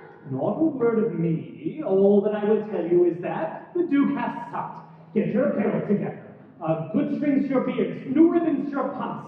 Meet presently at the palace, every man will pour his part. For the short and the long is, our play is prepared. In any case, let Frisbee have clean limbs, and let not him that play the lion tear his nails, for they shall hang out to the lion's claws. And, most dear actors, eat no onion, nor garlic.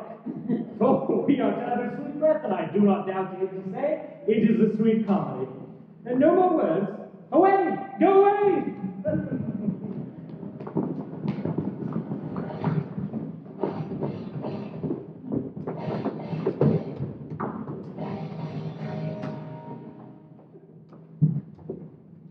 Tis strange, my thesis, that these lovers speak of. More strange than true. I never made believe these antique fables nor these fairy toys. Lovers and madmen have such seething brains, such shaping fantasies that apprehend more than cruel reason ever comprehends. Such tricks have strong imagination, that if it would but apprehend some joy, it comprehends some bringer of that joy. Or in the night, imagining some fear, how easy is a bush supposed to bear? But all of the stories the night told over, and all of their minds transfigured so together, more witnessed it than fancied images, and it grows to something of great constancy. But howsoever, admirable. Oh, here come our lovers, full of joy and mirth. Joy, gentle friends, joy and fresh things of love accompany our hearts. More than to us, waiting your royal walks, your board, your bed. Come now, what masks, what dances shall we have to wear away that long age of 3 hours between our after supper and bedtime? Where is our usual manager of mirth? What rose are in him? Is there no play to ease the anguish of a tortured hour? Call those Illustrate. Here, my thesis. Say what abridgment have you for this evening, what mask, what music, how shall we beguile the lazy time, not with some delight? A play there is, my lord, some 10 words long, which is as brief as I've known a play.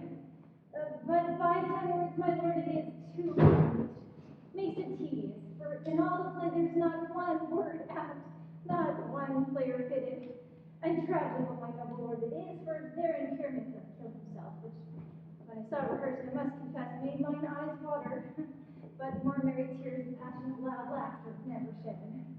Where are they that do play it? A community theater troupe. Hired-handed men that work in Athens here that never labored in their minds till now, and now toil their unread memories with this same play against your mind. And we will see it. No, my lord, it is not for you. I have seen it over, and it is nothing. Nothing, unless you can find sports in their intent of an extremely stretched and fond with cruel pain to do you service. I will see that play, for never anything can be amiss when syphilis and duty tender it. Go, bring them in, and take your places, friends. Maybe you see regiment overcharged with duty and service perishing. My gentle sweet, you shall see no such thing.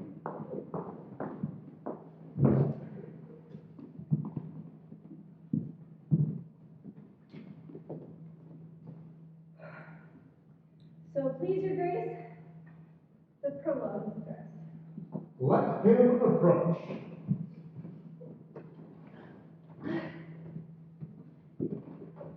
If we offend, it is with our goodwill. That you should think we come not to offend, but with goodwill. To show our simple guilt. That is the true beginning of our end. Consider then, we come but in despite. We do not come as finding to content you. Our true intent is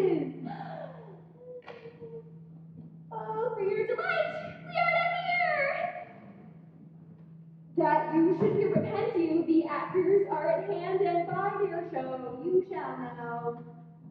I'll let you like to know. This fellow does not stand upon points. He has read his prologue like a rough colt. He knows not to stop. A good warlock is, my lord, not enough to speak, but to speak true. Indeed, he played on his prologue like a child on a recorder. A sound, but not in government. His speech was like a tangled chain, nothing impaired, but all disordered. Who is next? Gentles! Perchance you wonder at this show, but wonder on till truth make all things plain.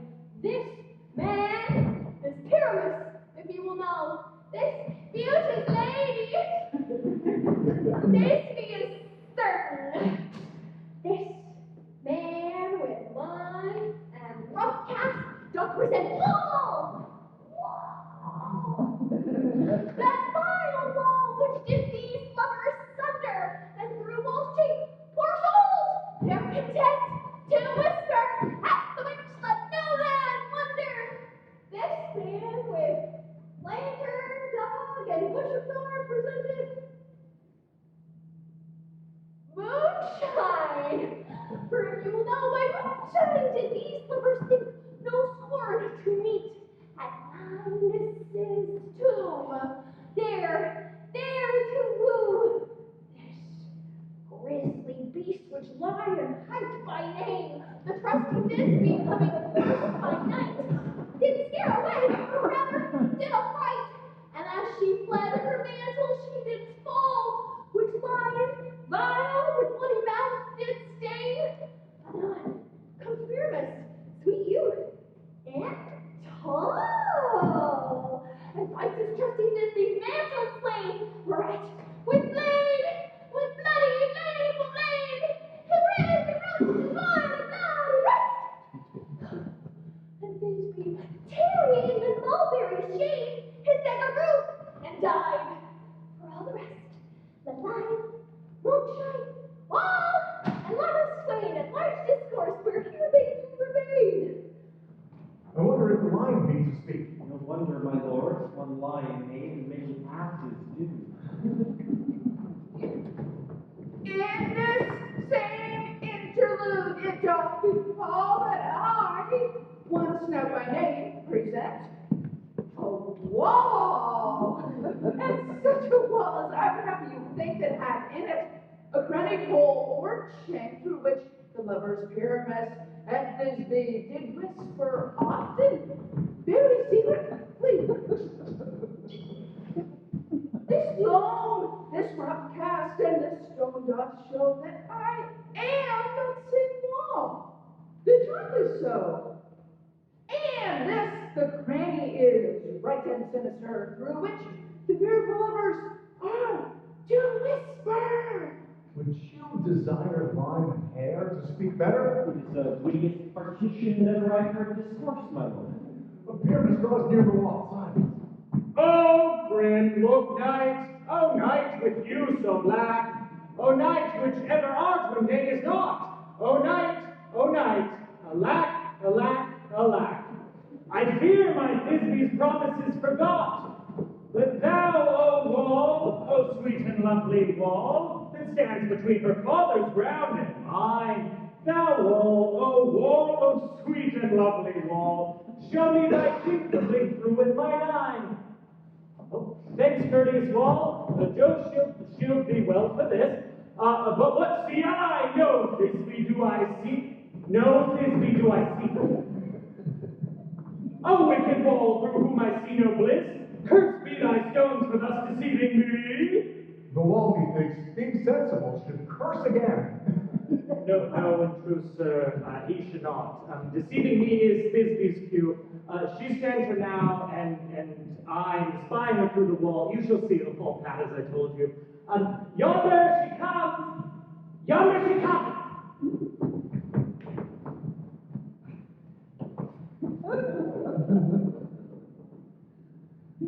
Oh, wall! Oh, have you heard my moans for parting my fair Pyramus and I? My cherry lips have often kissed thy stones with lime and hair is up in thee. I see a voice. Now will I to the wall to spy, and I can hear my Thisbe's face. Oh, Thisbe! My love, 'tis my love, I think. Think what thou wilt, I'm thy lover's grace, and like mine ender am I trusty still. And I as Helen, till the fates me kill. Not Shapulus to Procrus was so true. As Shapulus to Procrus, I too. Oh, kiss me through the hole of this vile wall. I kissed the wall's hole, but not thy lips at all. Wilt thou meet me at Minnie's tomb straightway? Till life, till death, I come without delay. Thus have I, well, my part discharged it so, and, being done, thus, well, away doth go. Now is the wall down between the two neighbors? No remedy, my lady, when walls are so willful to hear without warning. Here come two noble beasts in, a man and a lion.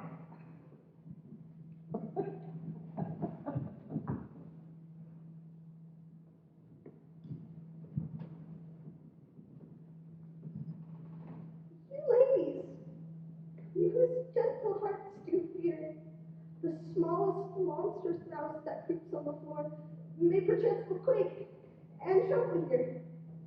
For when lion rough and wildest rage doth roar, then know that I, once stung the joiner, am a lion spell, nor else no lion stand. For if I should as lion come straight into this place, 'twere pity on my life. A gentle beast of a good conscience. The very best beast, my lady, that ever I saw. This lion is a very fox for his valor. True, and a goose for his discretion. It is well, leave it to his discretion, and let us listen to the moon. Does Lanthorn dock the horned moon present? Here were the horns on his head. He is no crescent, and the horns are invisible within the circumference. Does Lanthorn dock the horned moon present? Myself, the man in the moon, you seem to be. This is the greatest error of all the rest. The man should be put into the lantern. How is it else the man in the moon? Oh, he dares not go there with the candle, for you see, my lord, it's already in the snuff. Proceed, moon! All that I have to say is to tell you, the Lanthorn is the moon, I, the man in the moon, this thorn bush my thorn bush, and this dog my dog. All those should be in the lantern, and all those are in the moon. Don't let it become Thisbe. This is old Minnie's tomb. Where is my love? Oh. All roared, lion. Well, this. Well shone, moon. Truly the moon's shine with a good grace. Well, mouse, lion. Then came Pyramus. So the lion vanished. Sweet moon, I thank thee for thy sunny beams. I thank thee now for shining so bright. For by thy gracious golden glittering gleams, I trust to take of truest Thisbe's sight. But stay, oh spite! But mark, poor knight, what dreadful dole is here? Eyes do you see? How can it be? Oh dainty duck, oh dear! Thy mantle good, what stained with blood? Approach ye, furies fell. Oh fates, come, the dreaded thrum. Quail, crush, conclude, and quail. This passion and the death of a dear friend would go near to make the man look sad. Through my heart, I pity the man. Wherefore, nature, didst thou lie in frame? For lion vile hath deflowered my dear, which was the fairest dame, that lived, that loved, that liked, that looked with cheer. Come, tears confound, out sword and wound the pack of Pyramus, aye, that left pack where heart doth hop. Thus die I, thus.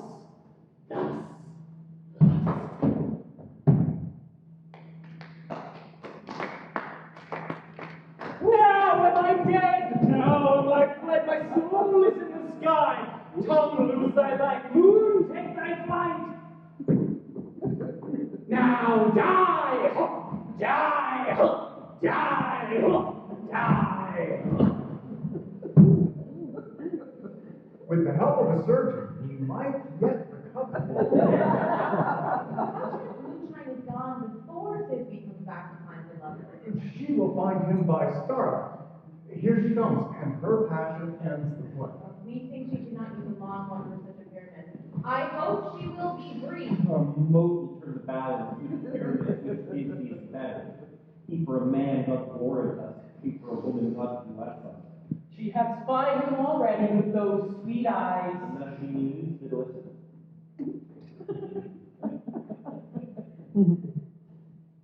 Asleep, my love? What? Dead, my dove? Oh, Pyramus, arise. Speak, speak, quite done. Dead? Dead. A tomb shall cover thy sweet eyes.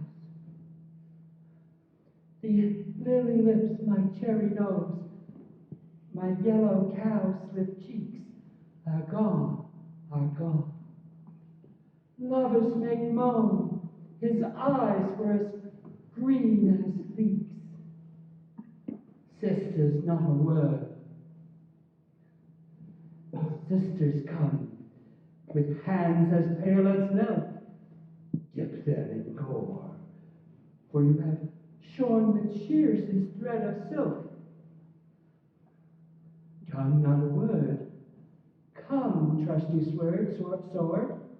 Thank you. Come, I rest in ruin. And farewell, friends.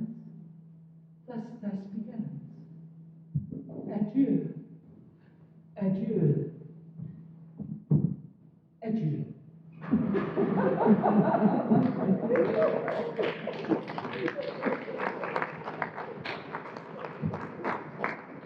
Moonshine and lion are left to bury the dead. Aye, wall too.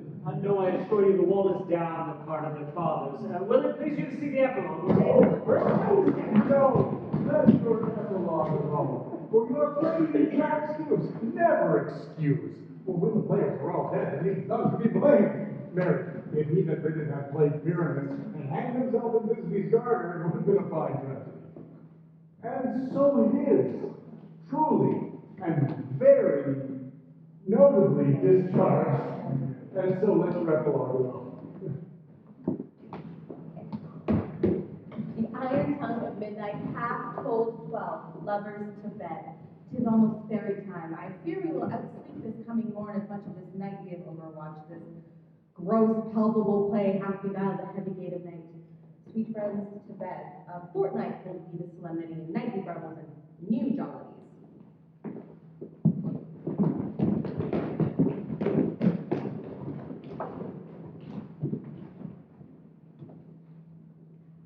Now the hungry lion roars, and the wolf behowls the moon. Whilst the heavy plowman snores, all weary tasks are done. Now the wasted lands do glow, and the screech out, screeching loud, as the wretched lies in woe, the remembrance of a shroud. Now is the time of night, with the graves all gaping wide, and everyone puts forth his fright, in trinkets active lie. And we fairies, that do run by the traffic of steam, from the presence of the sun, falling darkness like a dream. Now I'm falling. I now shall serve this Halifax. I have sent the broom before to sweep the dust behind the door.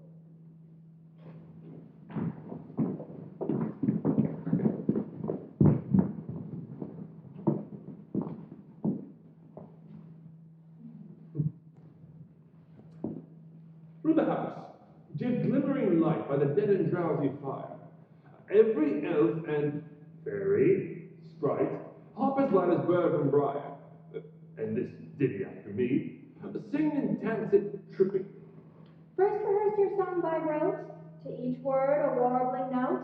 Hand in hand with fairy grace, we shall sing and bless this place.